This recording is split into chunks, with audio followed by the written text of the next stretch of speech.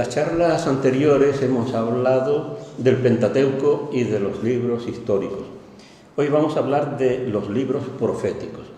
Los libros proféticos representan la cuarta parte del Antiguo Testamento. Si fuesen 1000 páginas, serían 250 páginas. Para la Iglesia primitiva son los libros más importantes. Ya dije el otro día que para un judío lo importante es el Pentateuco. Sin embargo, para un cristiano, los cristianos de la primera época, los libros importantes son los libros proféticos, porque ven en ellos un anuncio del Mesías, como luego comentaré. Sin embargo, el hecho de que sean los más importantes no significa que sean los más fáciles. Al contrario, son los más difíciles de todo el Antiguo Testamento.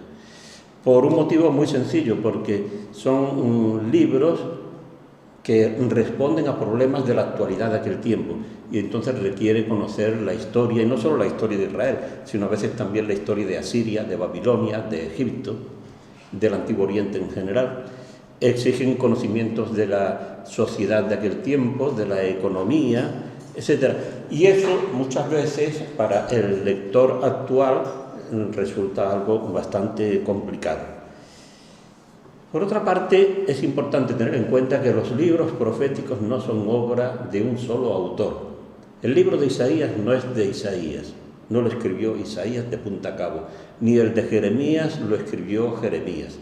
Ni siquiera un libro tan pequeño, que no es un libro, es una página, el de Abdías, ni siquiera el libro de Abdías o la página de Abdías procede exclusivamente de él.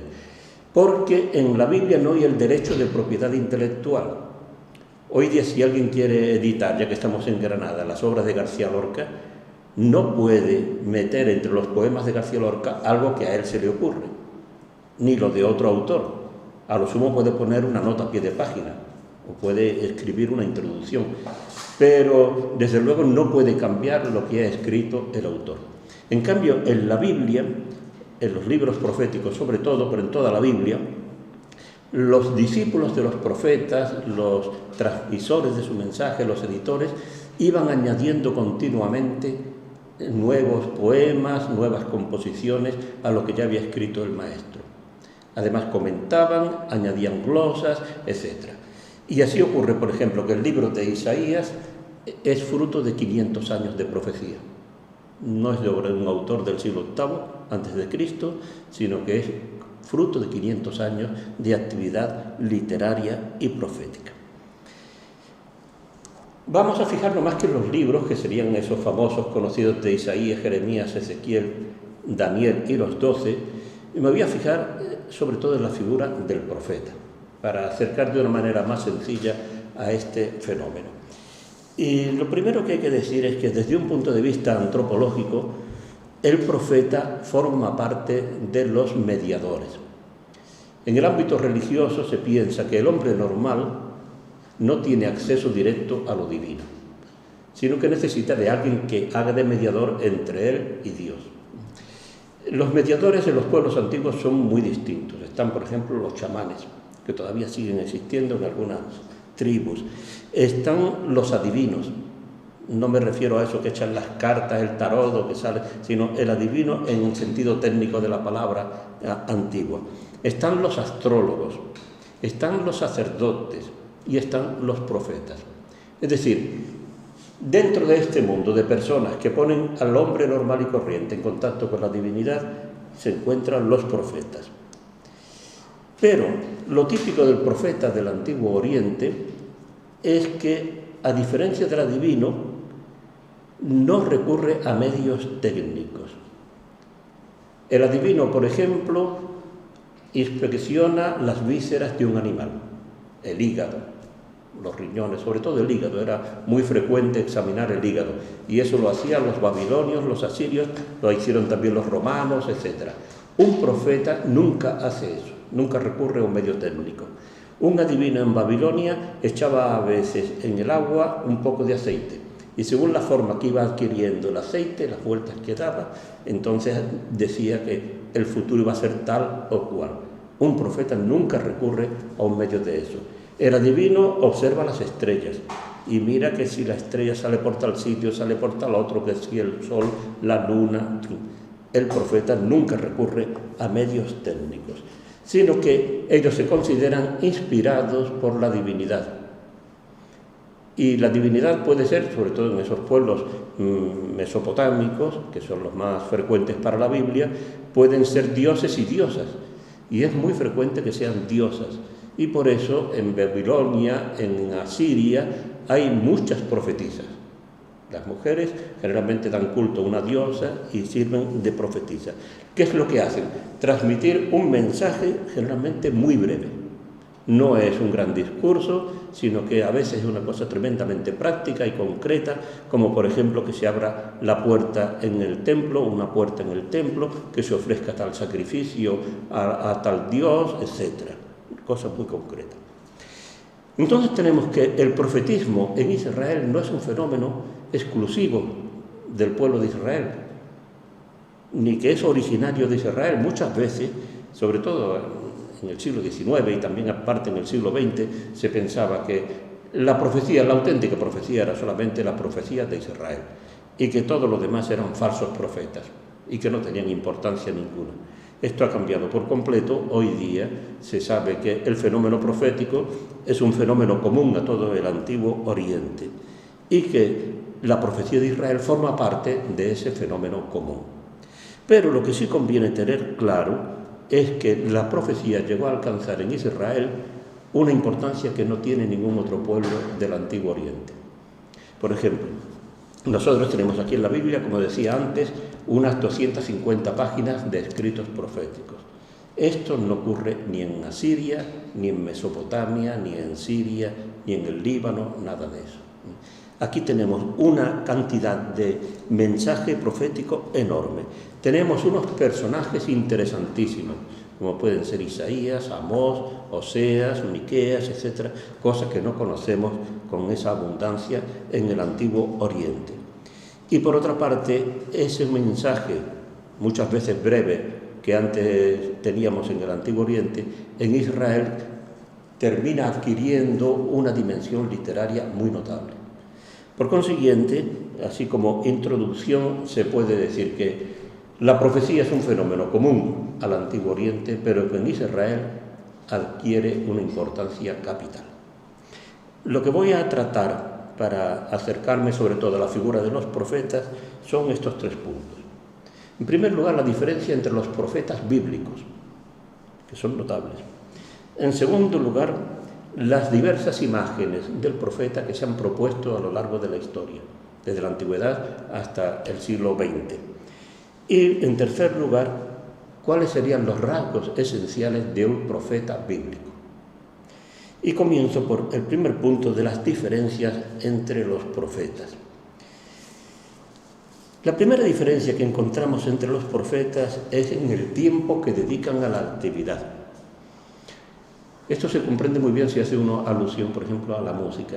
Un señor que compone una canción de 5 minutos, pues dice ya es músico. Hay un caso famosísimo, el de Gruber. Gruber es un compositor austríaco que nadie diría, yo no lo conozco, pues sí, porque es el que compone el famoso Noche de Dios, Noche de Paz. Es su obra fundamental. Bueno, basta solo eso para que se considere un gran compositor.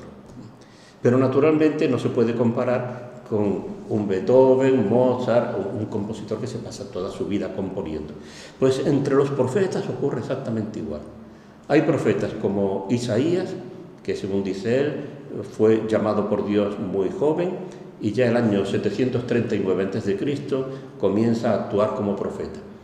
Y dura su actividad hasta el año 701. O sea que tenemos 39 años de actividad profética, que en aquel tiempo ya es muchísimo, porque la vida era mucho más breve que ahora, ¿no? Lo mismo se puede decir de Jeremías o de Ezequiel. Y frente a estas personas que dedican toda su vida a la actividad profética, tenemos el caso que citaba antes de Abdías, que este es un profeta de fin de semana. Es decir, un señor que un viernes por la tarde tiene una inspiración divina y lo que hace es componer un poema contra los edomitas. Bueno, y lo pronuncia al día siguiente en el templo o en la plaza, donde fuese, y luego eso ya se conserva, se transmite, pero lo único que dedica a la actividad profética es un rato en toda su vida. En segundo lugar, encontramos una diferencia notable entre los profetas en el modo de entrar en contacto con Dios. Hay momentos, algunos profetas dicen que ellos entraron en contacto con Dios porque Dios se apoderó de ellos. ¿De qué forma? No lo dicen, misteriosa.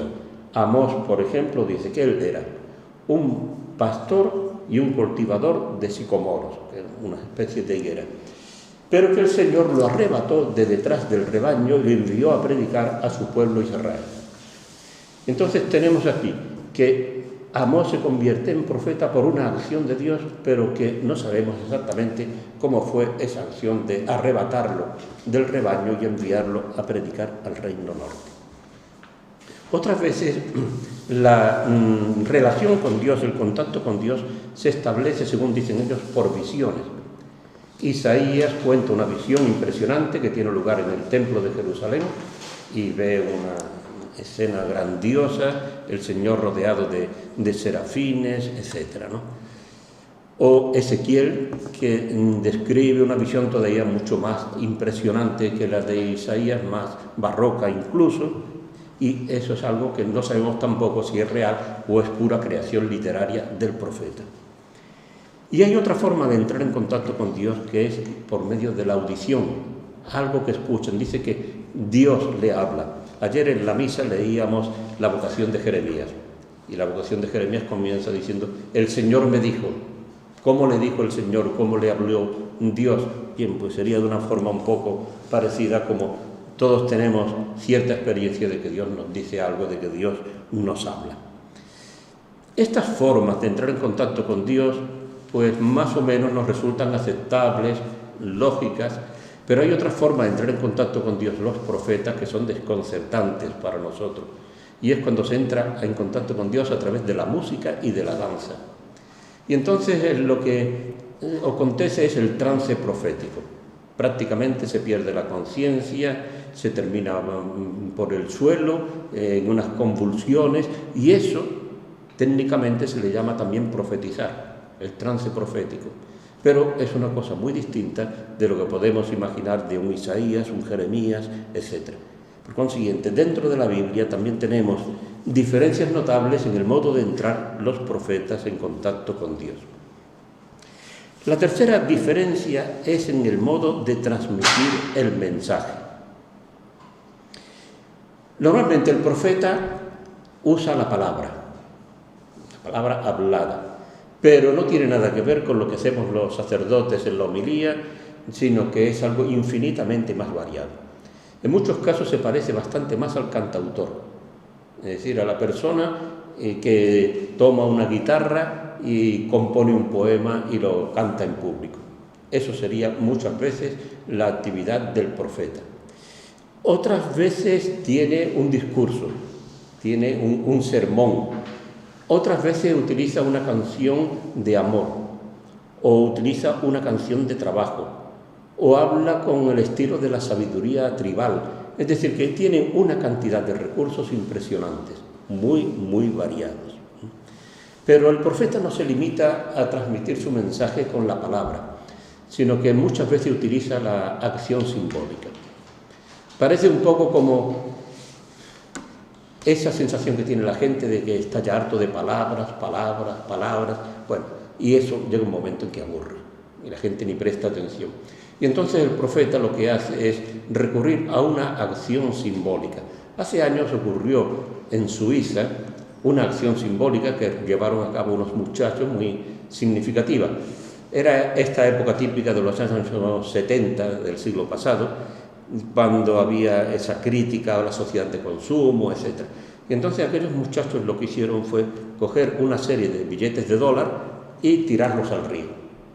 Es una forma simbólica de decir, de expresar el desprecio hacia el dinero, la crítica a la sociedad de consumo, etc. Los profetas también a veces recurren a acciones de ese tipo. Por ejemplo, Isaías, hay un momento en el que está tremendamente preocupado por la situación política y está convencido de que si la situación sigue así, van a venir los asirios y los van a deportar. Entonces él puede tener un discurso diciendo: cuidado con los asirios que nos van a deportar, vamos a tener que ir al destierro, etc. Y eso pues puede impresionar más o menos. O la gente podría decir, bien, ya está Isaías con su típico rollo dándonos la lata, ¿no? Y lo que hace es una cosa completamente distinta. Y es que se desnuda, se quita las sandalias, va con un taparrabo simplemente, y entonces comienza a recorrer Jerusalén de punta a cabo. Isaías es un personaje muy conocido en Jerusalén. Es un personaje importante. Y cuando la gente lo ve recorriendo la ciudad desnudo, pues se burlan de él o se escandalizan o se interrogan, desde luego se cuestionan qué pasa. Isaías no dice nada, sino que continúa con su acción simbólica hasta que ya por fin dice que eso le va a ocurrir al pueblo si continúan con su política anti-asiria.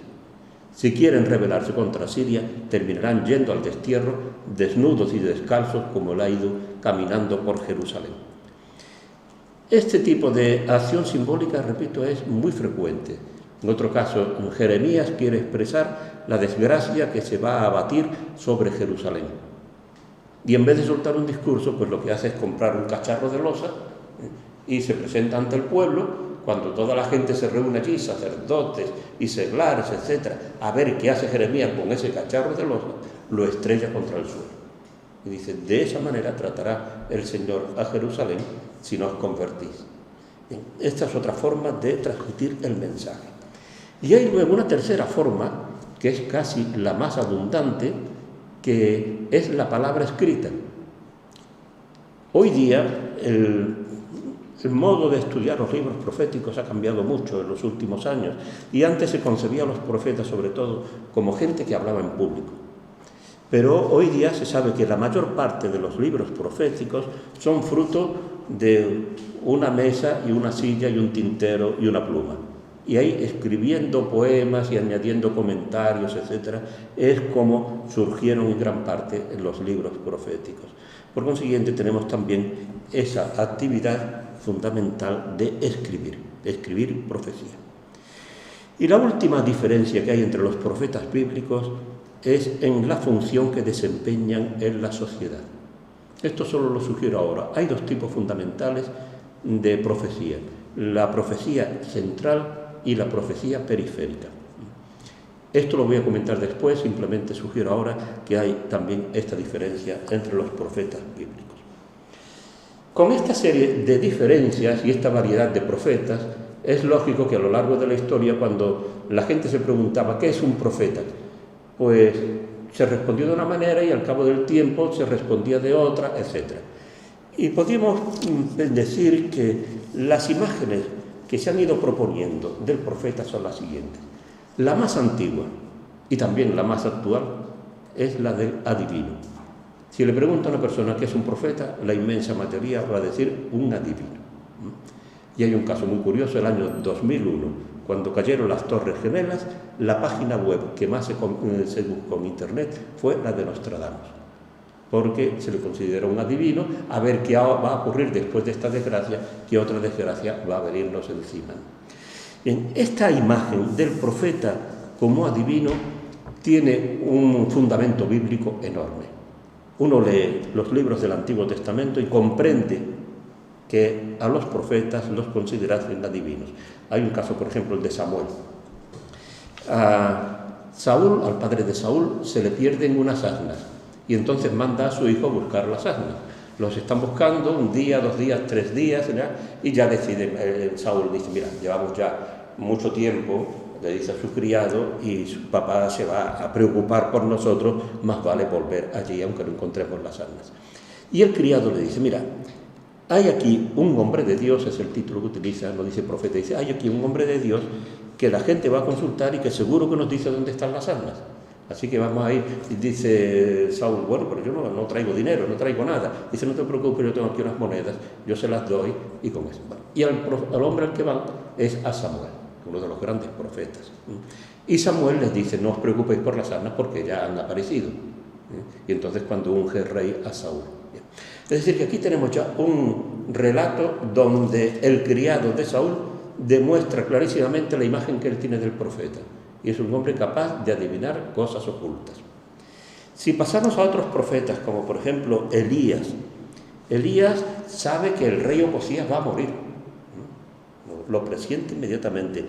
Eliseo sabe que su criado Gehazi ha aceptado un regalo de Naamán el sirio, aunque dice que no ha aceptado nada, es mentira, y él lo sabe perfectamente. O sea que conoce lo oculto. Y de esta serie de ejemplos se podrían citar muchísimos. Y voy a saltar simplemente al Nuevo Testamento, para que vean cómo se mantiene esta idea de que el profeta es un adivino. El diálogo de Jesús con la samaritana. Cuando Jesús le dice a la samaritana que vaya a buscar a su marido, la samaritana le dice que no tiene marido. Y Jesús le dice, llevas razón porque has tenido 5 y el que tienes no es el tuyo. Y entonces la mujer responde, veo, Señor, que eres un profeta. Tú no me conoces de nada. Es la primera vez que pasas por el pueblo y sin embargo sabes lo que es mi vida pasada. Eres un profeta. Y en una novela que se escribe en el siglo I, también en la época de Jesús, la novela de José y Asenet, José el patriarca bíblico, pero basando en ese personaje, se escribe esta novelita. Y se dice lo siguiente, Leví, el hermano de José, advirtió el propósito de Simeón, pues era profeta y veía con anterioridad todo lo que iba a suceder. Era profeta y veía con anterioridad todo lo que iba a suceder. Podríamos pensar que en el fondo estos son ejemplos de gente sencilla, de gente del pueblo, como la samaritana, etc. Y sin embargo, en ambientes cultos, lo que diríamos nosotros en ambientes intelectuales, universitarios, también se pensaba igual. Por ejemplo, el autor del libro del Eclesiástico, Jesús ben Sirach, que era un hombre cultísimo, cuando habla de Isaías, escribe lo siguiente: con espíritu poderoso previó el futuro y consoló a los afligidos de Sión. Anunció el futuro hasta el final y los secretos antes de que sucediese. Esto es lo típico de un profeta para el gran intelectual Jesús ben Sirach. Una persona capaz de prever el futuro y de anunciarlo hasta el final. Y otro personaje también, un intelectual del siglo I, el historiador judío Flavio Josefo, hablando de Juan Hircano, uno de los reyes macabeos, dice lo siguiente: la divinidad tenía tanta familiaridad con él que no ignoraba ninguna de las cosas futuras. Incluso previó y profetizó que sus 2 hijos mayores no permanecerían al frente del gobierno. De este personaje dice Flavio Josefo que era rey, sacerdote y profeta, y que el don de la profecía era precisamente por su capacidad de prever y de anunciar lo que iba a ocurrir en el futuro. Por consiguiente, si hoy día alguien dice el profeta es un adivino, no podemos decir es un ignorante. Tiene bastante de razón, pero ciertamente no es la imagen exacta, correcta del profeta. ¿Por qué? Pues porque cuando decimos el profeta es un adivino, lo vemos volcado al futuro. Al profeta lo que le interesa es el futuro. Y sin embargo, al profeta lo que le interesa es el presente. El profeta habla muchas veces del futuro, pero habla del futuro para avisar de que hay que cambiar. Miren ustedes, como no cambiamos, tengan cuidado con lo que va a venir encima. Pero eso no ha ocurrido siempre sin necesidad de tener un don profético especial. Siempre comento que en 1939, en verano de 1939, cualquier europeo decía la que se nos viene encima. Y efectivamente, el 1 de septiembre estalló la guerra, la Segunda Guerra Mundial. O sea que no hacía falta ser un profeta para darse cuenta. Y entonces se habla del futuro, pero porque está en relación con el presente. O muchas veces los profetas hablan del futuro para consolar en el presente. Esto es una cosa muy típica de la actualidad.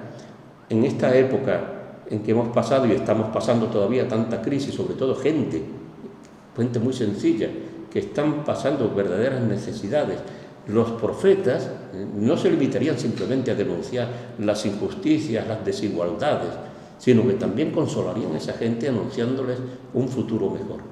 Y entonces no es que sean unos adivinos que hablan del futuro por el gusto de hablar del futuro, sino que son personas que hablan del futuro porque la ven en relación con el presente, con esa misión de consolar. Cuando empieza la Iglesia cristiana, esa imagen del profeta como adivino va a tomar un matiz distinto. Y es la idea del profeta como anunciador del Mesías. El profeta sigue estando proyectado hacia el futuro, pero ya no le interesa el futuro de cualquier tipo, sino que le interesa sobre todo el futuro simbolizado o representado por Cristo y por la Iglesia, el Mesías y la Iglesia. Eso es lo que a él le llama la atención al profeta. Esta es la mentalidad que propone San Jerónimo a propósito de los profetas. Y hay que decir que quienes más contribuyeron a esta imagen del profeta como anunciador del Mesías fueron los evangelistas. Por ejemplo, Mateo, el Evangelio de Mateo. Comienza el relato de la infancia de Jesús. Y cuando el ángel le anuncia a José que María está embarazada y va a dar a luz un hijo, dice, y así se cumplió lo anunciado por el profeta, por Isaías, de que la Virgen dará a luz un hijo. Luego vienen los magos de Oriente, y cuando preguntan dónde tenía que nacer el Mesías, le responden inmediatamente que en Belén de Judá, porque así está escrito en el profeta Miqueas. Más tarde, la familia tiene que huir a Egipto, y esa huida a Egipto servirá para que al volver de Egipto se cumpla lo dicho por el profeta Oseas, de Egipto llamé a mi hijo. Pero antes de que vuelvan de Egipto, Herodes ha mandado matar a los niños inocentes de Belén. Y se cumple lo que dijo el profeta Jeremías, de que Raquel está llorando a sus hijos porque ya no existen. Y todo el relato de la infancia termina diciendo que la familia se traslada a Nazaret para que se cumpliese lo dicho por los profetas, que se llamaría Nazareno. Es decir, que en los dos capítulos de la infancia del Evangelio de Mateo tenemos 5 alusiones a los profetas. En la vida de Jesús, no en la vida, en la infancia de Jesús, ya se cumplen 5 anuncios proféticos. La consecuencia evidente, si a uno le preguntan qué es un profeta, pues el que anunciaba la venida del Mesías. Cuando uno sigue leyendo el Evangelio de Mateo y se encuentra la figura de Juan Bautista, resulta que también comienza a predicar por eso mismo, porque se cumple lo dicho por Isaías, de la voz que clama en el desierto, etc. Y cuando Jesús actúa en Galilea, también se cumple lo anunciado por Isaías, del pueblo que caminaba en tinieblas vio una gran luz. Es decir, que todo el Evangelio, toda la vida de Jesús, prácticamente está empedrada por ese cumplimiento de lo dicho en los profetas. En el Evangelio de Lucas ocurre algo por el estilo. Lo importante no es citar 15 textos, lo importante es ver la importancia que le da Lucas a los profetas en determinados momentos. Para Lucas el gran problema del cristianismo primitivo, igual que hoy día, es el de la muerte y resurrección de Jesús. O sea, aceptar que el asesinato de Jesús tenga un sentido, que esa muerte no sea una muerte absurda, que sirva para algo. Y entonces, a la hora de explicar ese misterio de la muerte y de la resurrección de Jesús, al final del Evangelio, Lucas recurre expresamente a los profetas y dice que Jesús, cuando se aparece a los 11, a partir de los profetas, le fue explicando ese misterio de que él tenía que morir y resucitar. Y al comienzo del libro de los Hechos repite exactamente lo mismo. Jesús vuelve a acudir a los profetas para explicar el misterio de su muerte y resurrección. Pero después de la ascensión de Jesús ocurre el gran fenómeno que para Lucas es fundamental, es Pentecostés. La venida del Espíritu es lo que va a poner en marcha a toda la Iglesia. Eso es algo capital. Y en esa venida del Espíritu se cumple lo anunciado por el profeta Joel, de que al final de los tiempos derramaré mi espíritu sobre todos mis siervos y siervas, etcétera, etcétera, ¿no? O sea que tenemos continuamente en el Nuevo Testamento una serie de alusiones a los profetas anunciando lo que iba a ser la actividad y la obra de Jesús.